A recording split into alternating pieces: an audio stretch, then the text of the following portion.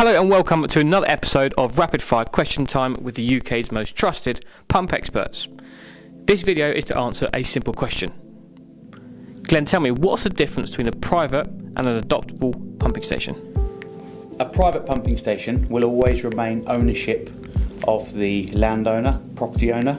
They'll be responsible for the maintenance of that and the running cost of that pumping station for its entire life.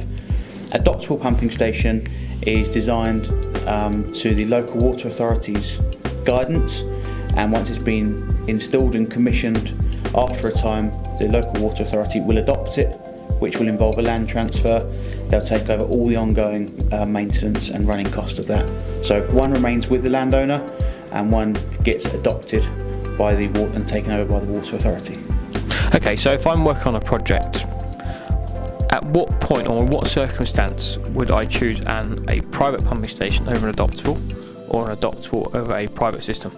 It's a good question. So adoptable pumping stations can be commonly found on large housing developments where the developers do the utilities and the roads to adoptable standards. So when that project's finished and they've sold all the houses, they don't have any ties to that development anymore. They can just move on to their next developments. In those scenarios, as I said, they choose adoptable systems. Typically they are higher cost up front, generally longer to the construction phase is longer for adoptable pumping stations, but once it's been adopted by the water authority, then the developer can wash their hands of it. They're no longer looking after the aspects of the development. On a private pumping station, sometimes it comes down to size. So adoptable pumping stations require a particular footprint which gets handed over as part of a land transfer or adoption. Some developments just don't physically have the space for adoptable pumping stations, so they'll opt for a private pumping station, which are typically governed more by British standards and building control guidelines.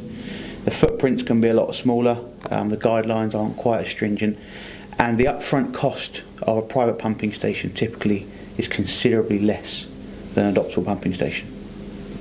Okay, so it's mainly down to size, availability, as well as cost and who's going to look after ongoing maintenance, if you can just move on to the next project, or if you're happy to look after maintenance. That's right, yeah. Cool. Good, that's all for this episode. Thanks for watching.